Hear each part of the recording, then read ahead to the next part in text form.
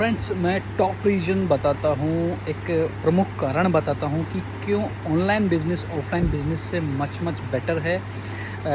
और क्यों अगर कोई ऑफ़लाइन बिज़नेस कर भी रहा तो क्यों उसको धीरे-धीरे ऑनलाइन आ जाना चाहिए। अगर वो पूरी तरह से ऑफ़लाइन बिज़नेस को बंद नहीं करना चाहते या नहीं आ सकते किसी भी कारणवश, तो उनको थोड़ा-थोड़ा अपने बिज़नेस के हिस्से को ऑनलाइन दुनिया में लाना शुरू कर देना चाहिए। इसका मेन रीज़न मैं बताता हूँ दोस्तों, रीज़न्स तो बहुत सारे हैं, लेकिन जो मेन रीज़न है, और आप भी, मुझे 110% पूरा विश्वास है कि आप भी उस चीज़ से पूरा इत्तेफ़ाक रखोगे, मतलब मानोगे उस चीज़ को कि हाँ, जो मैं बता रहा हूँ बिल्कुल सही है। क्या होता है, मान लीजिए आप भोपाल में रह रहे हो, मान लीजिए आप जयपुर में रह रहे हो, मान लीजिए आप मुंबई में रहते हो। मैं एग्जांपल लेता हूँ जयपुर का। जयपुर की पॉपुलेशन कितनी है? 45 लाख, 50 लाख, 60 लाख होगी, ठीक है। अब आप ऑफलाइन बिजनेस के थ्रू जयपुर के उन 60 लाख या आसपास के लोगों के, आसपास के ज़िलों के लोगों तक पहुँच सकते हो, ठीक है।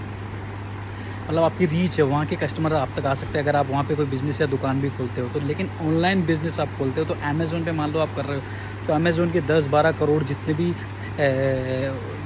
बायर्स हैं, उन 12 करोड़ लोगों तक आपकी पहुँच होती है, रीच बढ़ जाती है, ठीक है, ठीक है।